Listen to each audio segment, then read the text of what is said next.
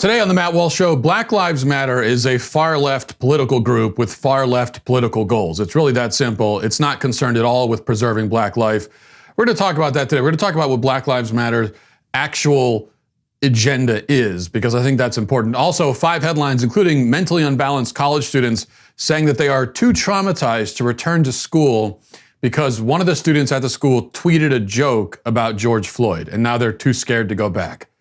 This is real. We'll talk about that. And some Jimmy John's employees were fired for making an allegedly racist video. The only problem is that there's nothing racist in the video at all, yet they've been fired anyway and smeared as racist. So all of that on the way. But before we get to anything else, the show today is brought to you by our friends at LifeLock. You know, having your identity stolen, it's not just a sort of a scary experience. It's also a huge hassle, if you've ever been through this, to try to get it, to try to undo the damage. Cyber criminals are not going to let the COVID-19 crisis stop them from using tax fraud to take what is not theirs, what doesn't belong to them. With the extension of the tax filing date to July 15th, there's expected to be a rise in tax-related identity fraud. The types of tax-related fraud vary, but remember, the IRS will not contact you directly by email or text message or other online platforms. So if you get something like that, it's going to be an identity thief. Identity thieves are getting smarter all the time, and as you know, as people learn about one scheme, well, they're just hatching another scheme now. That's why you need comprehensive protection, especially during tax season when so much of your most vital private information is being shared. That's why it's so great that LifeLock is there. LifeLock is a leader in identity theft protection. LifeLock detects a wide range of identity theft threats, and they're gonna, like your social security number being for sale on the dark web, whatever it is, and they're gonna alert you to that and take care of it. Remember, no one can prevent all identity theft or monitor all transactions at all businesses. LifeLock can see threats that you might miss on your own. So join now and save 25% on your first year. Go to lifelock.com/Walsh. That's lifelock.com/Walsh for 25% off. Okay, alleged news anchor Don Lemon had a pretty fascinating exchange with Terry Crews last night on his alleged news program. Terry Crews is an actor, TV host, TV personality, also a black man who has had the courage to speak out in recent weeks about the real threats that are faced by the black community. Cruz's point has been that the police are not the main problem by a long shot. If we're going to talk about Black Lives Matter, we need to talk about all of the black victims of violence, most of whom are victims of violence perpetrated by other black men. That's the reality. Now, Don Lemon doesn't like that. He doesn't want to talk about that. Don Lemon is generally opposed to integrity and intellectual courage in all its forms. So if he sees that, he's going to have a problem with it, especially now. So here is Lemon explaining his point of view. Really, it should be Terry Crews explaining his point of view because he's the one on for the interview. But instead, it's Don Lemon explaining his point of view, and it's extremely revealing, I think. Listen to this. The Black Lives Matter movement was started because it was talking about police brutality. If you want an all Black Lives Matter movement that talks about gun violence in communities, including, black communities, then start that movement with that name. But that's not what Black Lives Matter is about. It's not an all-encompassing. So if you're talking about, if someone started a movement that said, cancer matters, and then someone comes in and says, why aren't you talking about HIV? It's not the same thing. We're talking about cancer. So the Black Lives Matter movement is about police brutality and injustice in that manner, not about what's happening in black neighborhoods. There are people who are working on that issue, and if you want to start that issue, why don't you start it? Do you understand what I'm saying? But when you look at the organization, police brutality is not the only thing they're talking about. I know that, but I agree, but that's not what the Black Lives Matter movement is about, Terry. Black Lives Matter is about police brutality and about criminal justice. It's not about what happens in communities when it comes to crime, black on black crime. People who live near each other, black people, kill each other. Same as whites. 80-some% of white people are killed by white people. True. Because of proximity. Very true. It's the same thing with black people. But that happens in every single neighborhood. But that doesn't, again, I'm not saying that's not important that those those kids died, but it's a different movement. Lemon seems to really be struggling there with the concept of an interview, because normally an interview is a thing where you ask questions to the interviewee and then you give him a chance to answer. That's what the interview is supposed to be. Instead, Lemon pontificates and then continues pontificating even as the interviewee is trying to respond. That's the way Lemon handles this. No wonder CNN's ratings have taken a dive ever since people stopped going to airports, because they didn't have the captive audience anymore. Who would ever actually choose to watch this in their own home on their own time? That's what I don't understand. But what he says there is illustrative, I think. He actually says, now you heard it for yourself. I'm not exaggerating. This isn't hyperbole or misquoting. He actually says that Black Lives Matter does not mean all Black Lives Matter. He actually says that. So forget all lives matter. We know we're not supposed to say that. It isn't even all Black Lives Matter, according to Don Lemon. It's only about the very, very, very small percentage of Black people who are killed by police. That's all we're talking about. They're the ones we're supposed to be focused on, according to Don Lemon. Now, the problem for Lemon is that BLM has a website where it outlines its mission statement and the things that it's concerned about and fighting for, its guiding beliefs and principles. And what you find there is an extremely wide range of issues, not just police brutality. That is not the exclusive focus of Black Lives Matter at all. It also, by the way, literally says all Black Lives Matter. It identifies that as one of its guiding principles from the website. It says, we are guided by the fact that all Black Lives Matter. Direct quote from BLM's website. So contra Lemon, BLM does in fact claim that it's representing all Black lives and it's fighting for all Black lives. Now, it doesn't actually do that, not even close.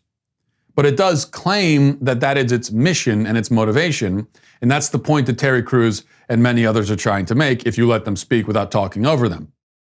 If you say Black Lives Matter, and you say that's what you're fighting for, then what about all these Black lives over here, these lives that are being destroyed on a daily basis? How can you ignore them if you're fighting for all Black lives? At least 5 children were killed just this past weekend in our cities. I think actually it was 6 children. An 8-year-old was killed in Atlanta, shot while she was in her car. A 13-year-old was killed in a carjacking in California. 16-year-old was shot in the face in Rochester.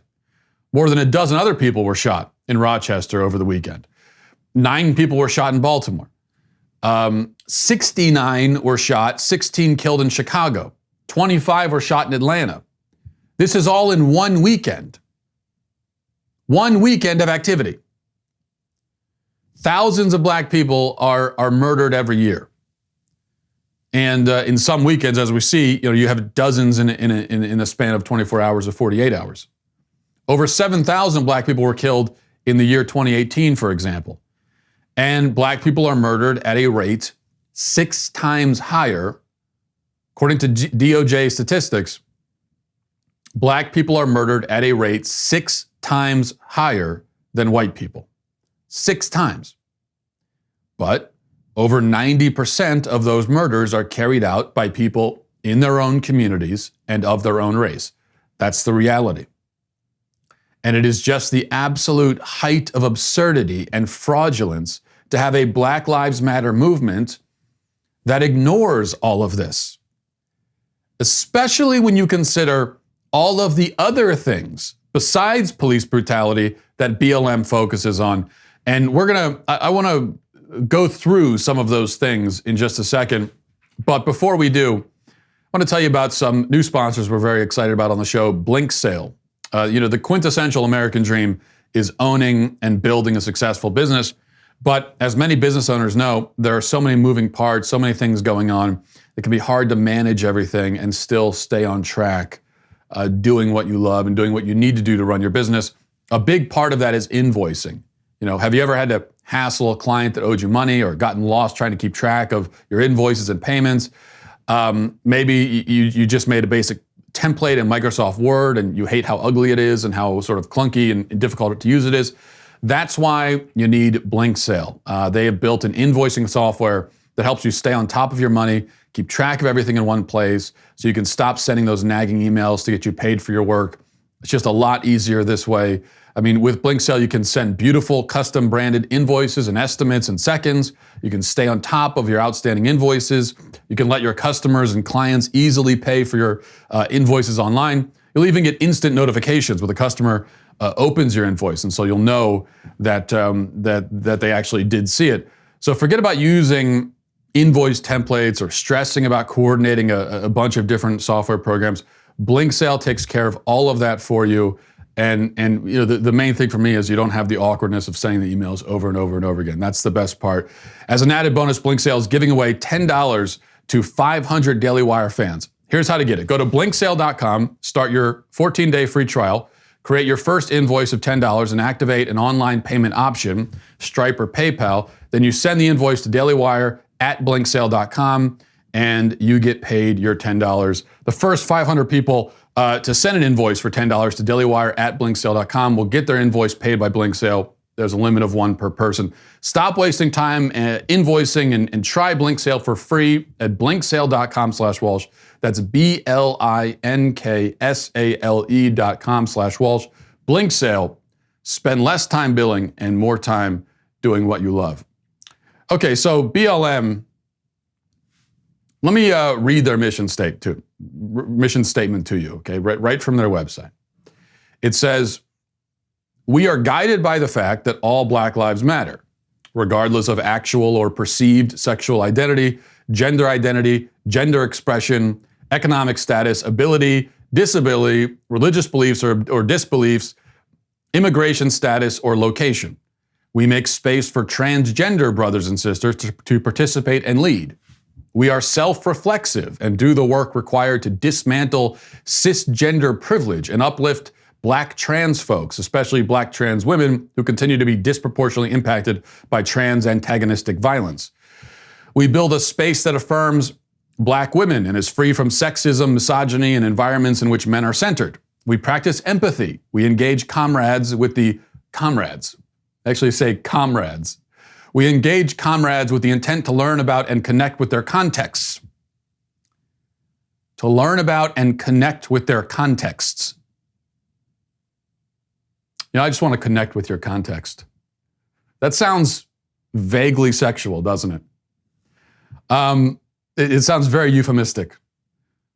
We make our spaces family-friendly and enable parents to fully participate with their children. We dismantle the patriarchal practice that requires mothers to work double shifts so that they can mother in private even as they participate in public justice work. We disrupt the Western prescribed nuclear family structure by supporting each other as extended families and villages that collectively care for one another. We foster a queer affirming network. When we do so with the intention of freeing ourselves from the tight grip of heteronormative thinking, or rather the belief that all in the world are heterosexual. We cultivate an intergenerational and communal network free from ageism. We believe that all people, regardless of age, show up with the capacity to lead and learn. Okay.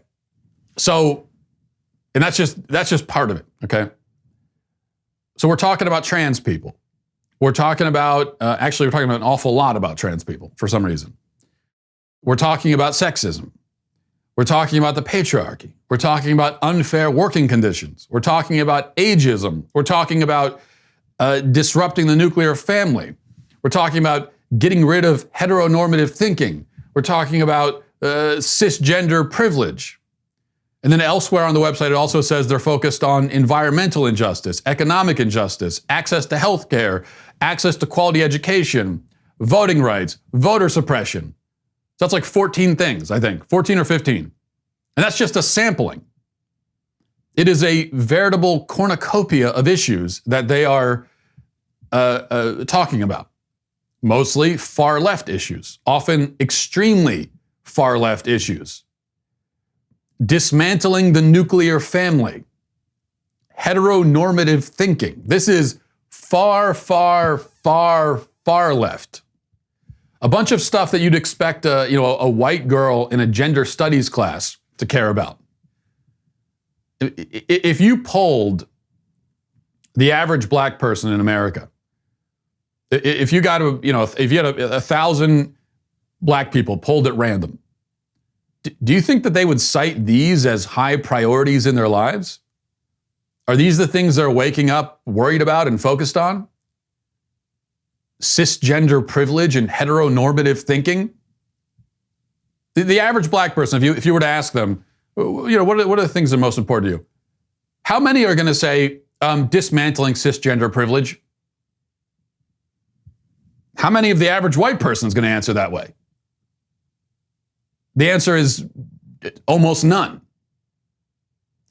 Now, I haven't conducted this poll, but that's I think a very fair assumption, because these are the goals and desires and priorities of far left political activists. And yet, amid all of these issues, despite the extremely wide lens that BLM is using here, they can't make room anywhere on the website to even mention the problem of black children being slaughtered in the street by criminals. They've got time to talk about cisgender privilege.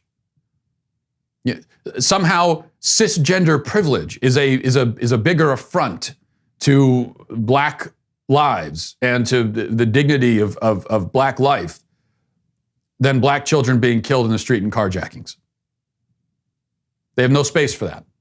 They have no space for the thousands of other black people who are killed every year. They don't mention it. It doesn't come up anywhere, ever. The sad fact of the matter is that Black Lives Matter is a very necessary message, because black lives are indeed devalued and discarded on a routine basis in this country. But that devaluing and that discarding is happening almost all of the time in the vast, vast majority of cases within the black community itself. There is no getting around that. And the murder rate is not the only evidence of that. I want you to watch this video. I'm going to play this for you. And it's gone sort of viral over the past few days. It's actually from, I think, 2019. And it shows a young black guy with two other young black people in the car. One of them his sister, apparently, and then someone else. And he's flaunting his guns, and he's saying that he's going to kill a cop if he gets pulled over. Just watch this. My shit on my lap next to the Jake fight. And I got my sister. Stop playing. I'm gonna kill him. He in a myself. What we gonna do to him? You know it. The Jake. Oh, he don't want to look. He's scared. You better match your motherfucking business. I'm gonna kill you right here.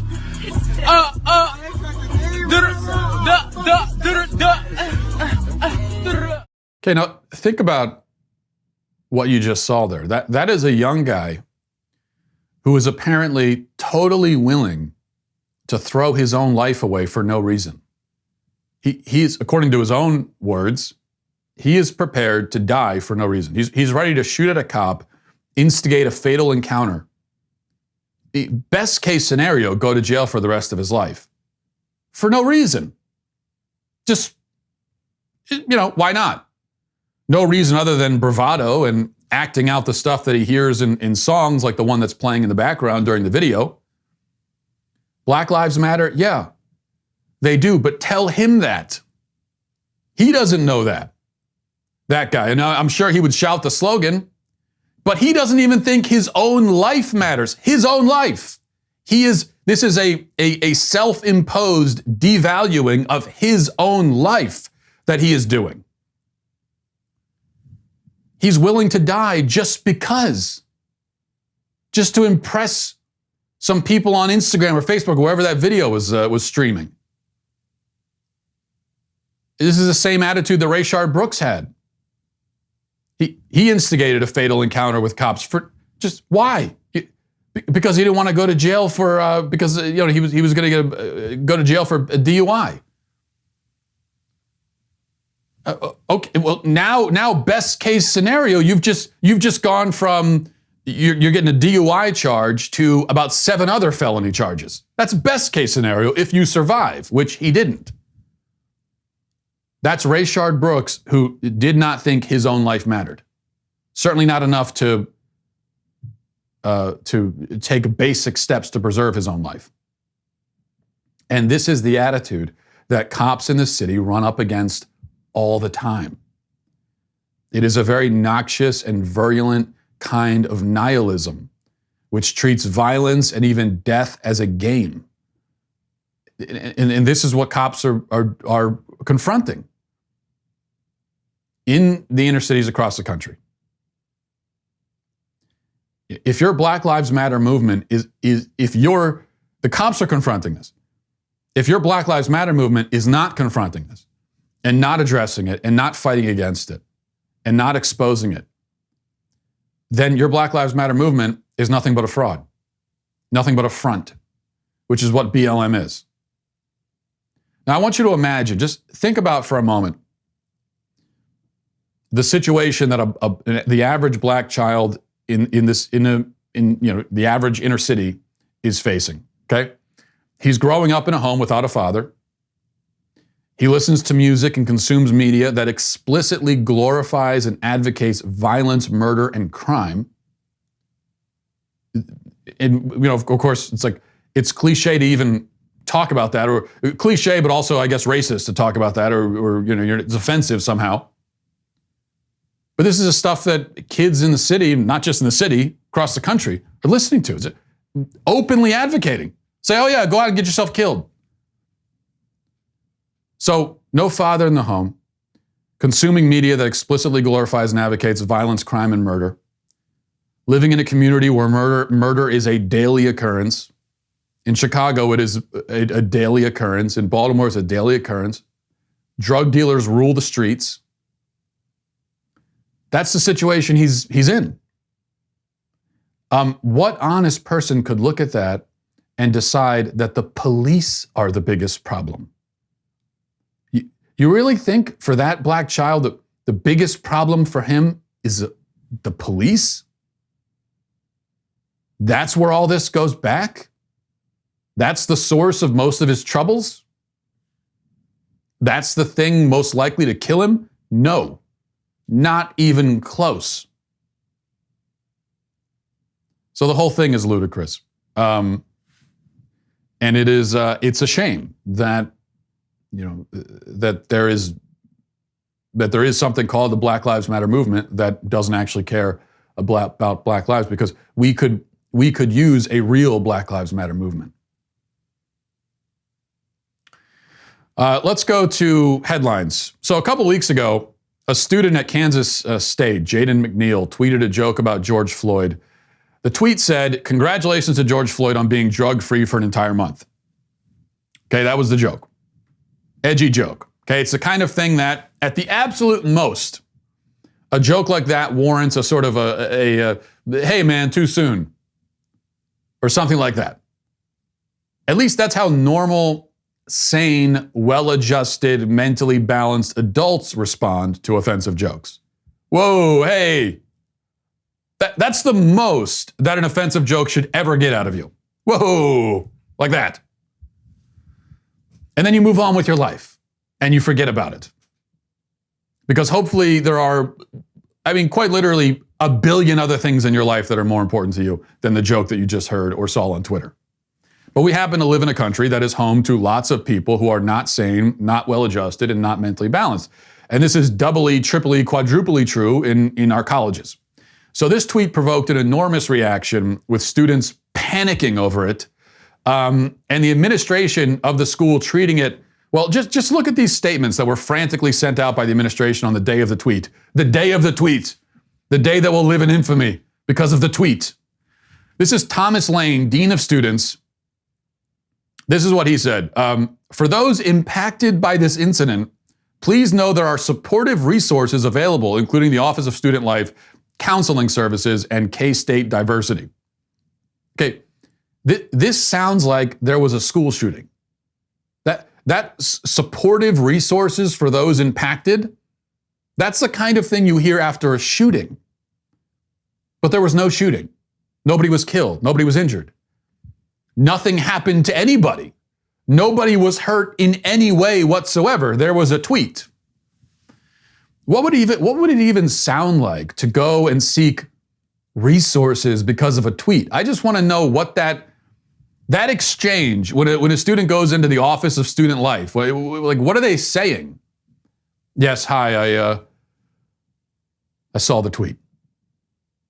Please help. Please help me. I saw the tweet. I saw the tweet. Something like that, I imagine. And then here's a message from the school president. A message from President Richard Meyer says, the insensitive comments posted by one K-State student hurts our entire community. These divisive statements do not represent the values of our university. We condemn racism and bigotry in all its forms. We are launching an immediate review of the university's options. Black Lives Matter at Kansas State University, and we will continue to fight for social justice. Hurts the community? How exactly? Can you explain that one, Prez? I mean, it's in specific detail. I want you to walk me through the steps.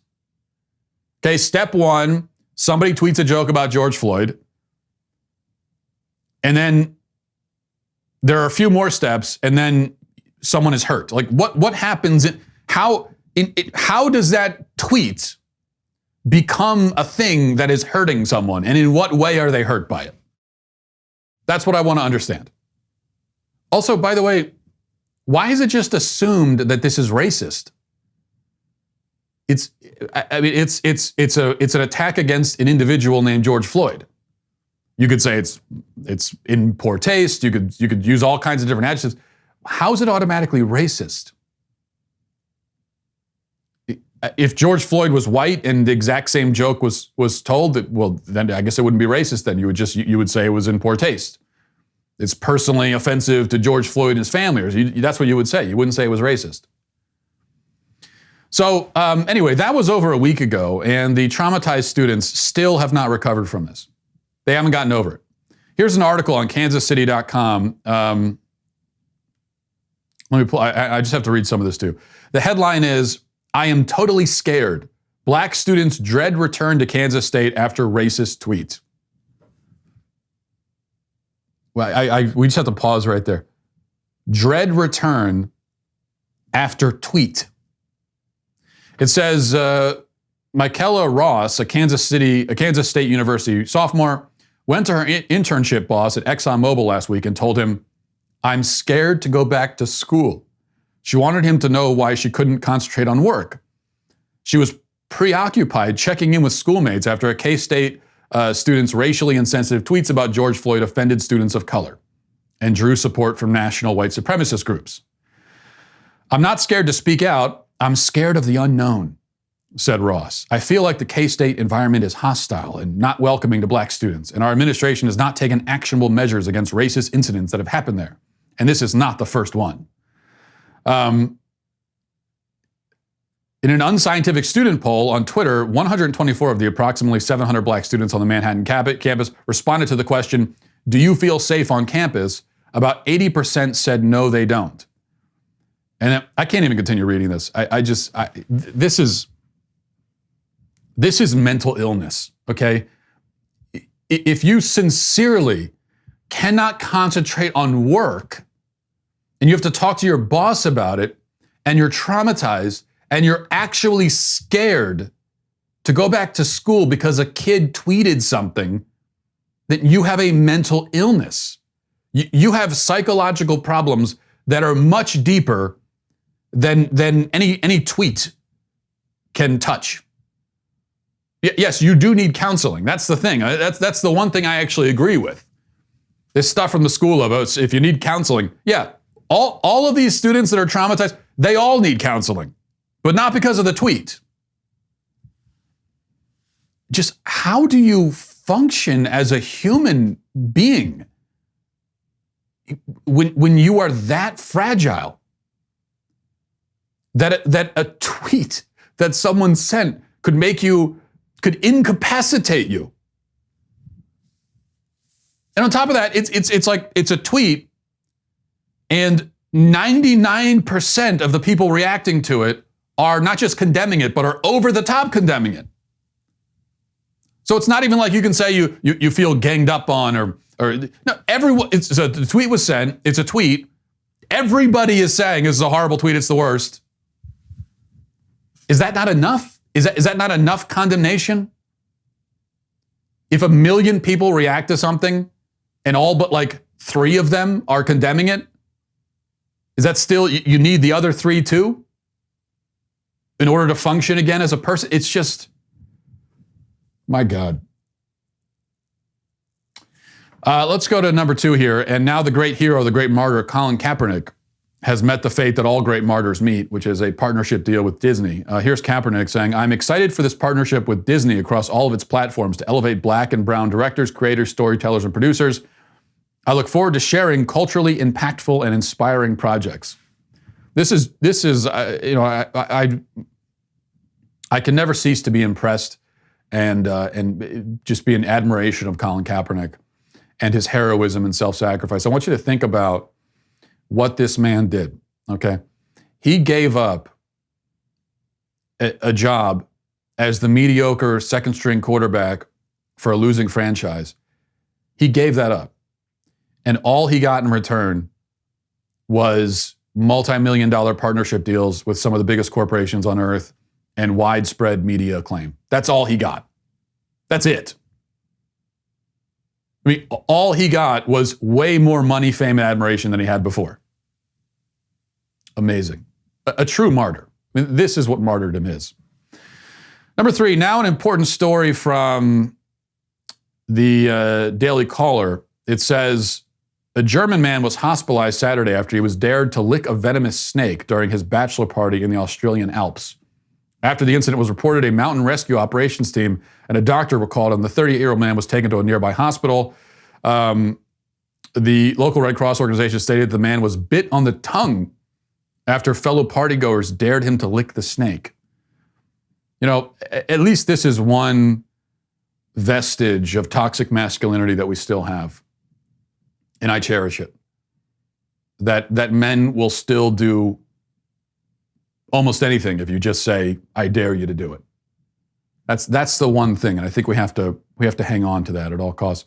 Now a report from the Daily Wire. It says, actress Halle Berry apologized and backed out of potentially playing a transgender character in a film after she received fierce backlash online for considering the role as a cisgender woman. According to Harper's Bazaar, Berry told fans via Instagram Live that she was up for consideration to play a transgender man in an upcoming film until she received a flood of criticism scolding her for taking a role from someone who identifies as transgender. And so she's not going to do that anymore. But so this is she was supposed to play a transgender man. So in other words, a female. This is a female who was going to play a female, and that is appropriation. Okay, makes a lot of sense. And finally, a report from the AP. It says New York hospitals released more than 6,300 recovering coronavirus patients into nursing homes during the height of the pandemic under a controversial now scrapped policy, according to state officials. But, so we knew this was happening. We didn't know the extent of it. Now they're saying 6,300 infected people were sent into nursing homes. But they argued they are not to blame for one of the nation's highest nursing home death tolls. What they're saying is it's the staffers who were infected.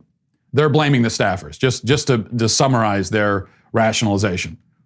They're saying it's not their fault. Yes, they sent infected people by mandate, by order, into nursing homes, into the places where the most vulnerable people are. Not their fault, though. No, they're blaming the staffers. Just the hubris is almost unbelievable. All right, we're going to go to our daily cancellation, but before we do, this past weekend we witnessed a complete and total mockery of our country and the founding principles it was built on. And no, I'm not talking about President Trump's speech. I'm talking about the media response to it. It's just the complete and total sham that's called journalism nowadays. This horror show from the left is exactly the kind of thing that Ben Shapiro talks about in his new book, How to Destroy America in 3 Easy Steps. You can pre-order your signed copy at dailywire.com/Ben. The book covers 2 fundamentally different visions for America that we're facing right now. This is a very important book for our time, for this current moment in our culture. One vision finds unity in shared philosophy, culture, and history. The other disintegrates our country in the name of fundamental change, hence disintegrationists. These are the people who use weapons like cancel culture and forced apologies to advance their agenda. Shapiro covers all of this ground and more in his book, How to Destroy America in 3 Easy Steps. Again, you can pre-order your signed copy at dailywire.com/Ben to get the perfect snapshot of this strange moment in our history. Now, speaking of strange moments in our history, this is another hallmark of this moment is what we do now of sharing out of context videos of people maliciously in order to destroy them. And this is our daily cancellation. I will be canceling with great prejudice everyone who maliciously shares out of context videos in an attempt to ruin the lives of usually just random people who are, random private people. And despite not having all the facts, we're obviously at a crisis level with this kind of thing. It happens all the time. There are 2 recent examples I want to talk about briefly. So first, we have some kids who worked for Jimmy John's who've now been fired and publicly shamed all over the internet and the media for an admittedly quite dumb video that they did take themselves and share themselves. But it's a video with one of them has a noose made out of bread dough around his neck. And anyway, here's the video.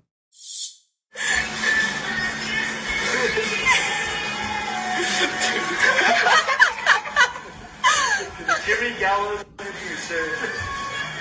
you have disrespected our Lord Nick. Now you're set to die. Now the claim, like in this tweet here from Nick Pappas and by so many others, is that this is racist. It's a racist video. This was done to mock the lynching of Black Americans. That's what we're told. But that's not actually what you see in the video, is it?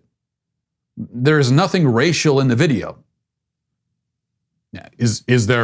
Was there another video? Is there more context to this that gives us some evidence that this was racially motivated? I don't know. We haven't seen it. Nobody's mentioned it. Yes, they're making a joke out of a noose, which is macabre humor, and also an unsanitary use of a food product, which is really the only thing I'm offended by in the video. But how is it racist? And it really matters, because if these are just some kids being stupid and misusing a food product and being unsanitary and making a macabre joke out of like suicide or something, well, then we would all say that's stupid. And yeah, they're going to get fired because they took the video and they put it up. And again, you can't do that with the food. So any company is going to fire you for that. But if that's all it was, their whole lives aren't going to be destroyed probably because of it. But you attach the word racist to it, and you say that they're making fun of Black people being lynched. Well, now, not only do they lose their Jimmy John's job, their whole lives are destroyed. They're forever going to be the insanely racist people who are making fun of lynching Black people. So it really matters whether or not this was racist. And there's no evidence of that. The only evidence, apparently, is just that they were making a joke out of a noose, out of a fake noose. But since when did a noose become a universal sign of racism?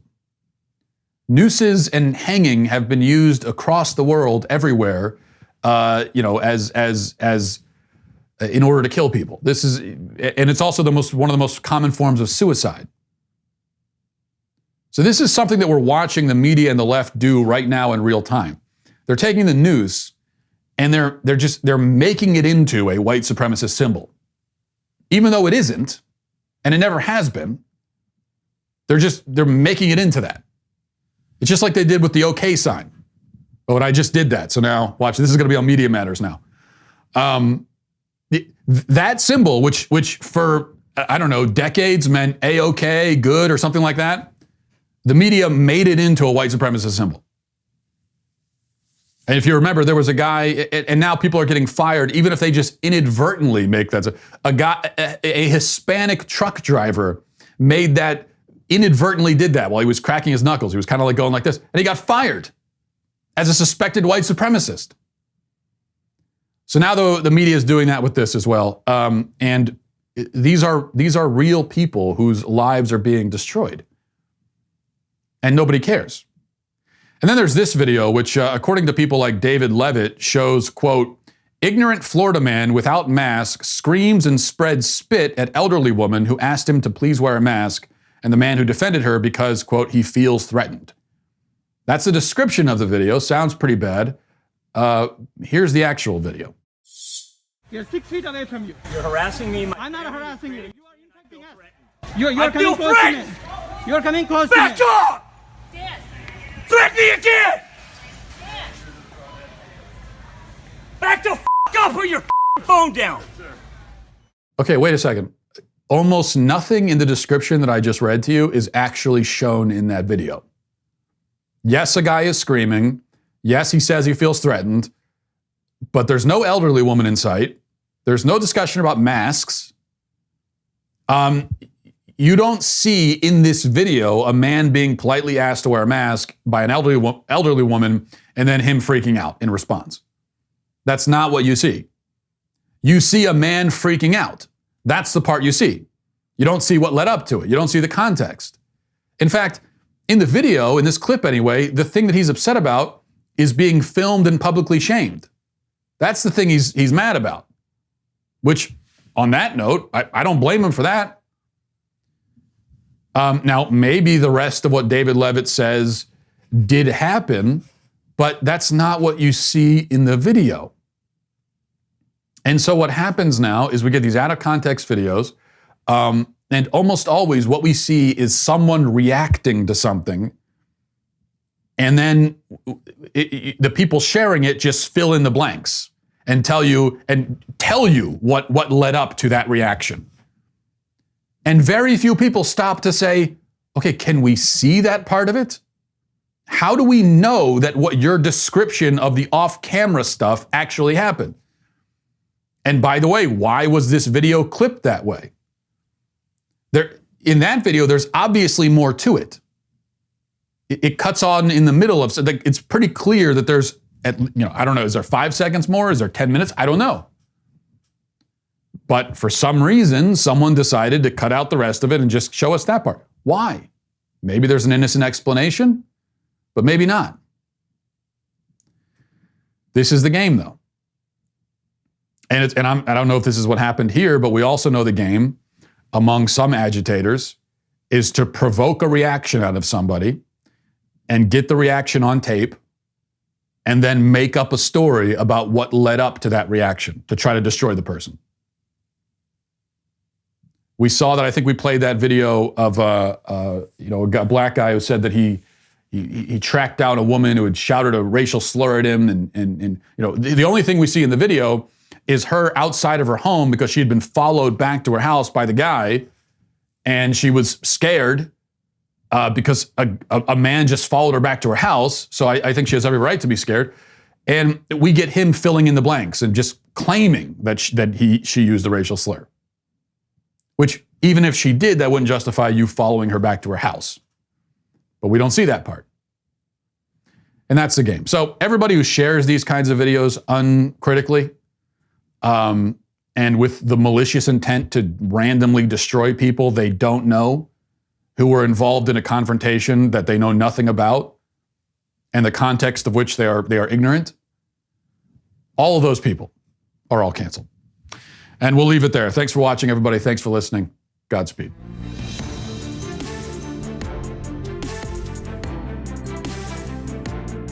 The Matt Walsh Show is produced by Sean Hampton, executive producer Jeremy Boring. Our supervising producers are Mathis Glover and Robert Sterling. Our technical producer is Austin Stevens, edited by Danny D'Amico, and our audio is mixed by Robin Fenderson. The Matt Walsh Show is a Daily Wire production, copyright Daily Wire 2020. Hey everybody, it's Andrew Klavan, host of The Andrew Klavan Show. You know, some people are depressed because the American Republic is collapsing, the end of days is approaching, and the moon has turned to blood. But on The Andrew Klavan Show, that's where the fun just gets started. So come on over to The Andrew Klavan Show and laugh your way through the apocalypse with me, Andrew Klavan.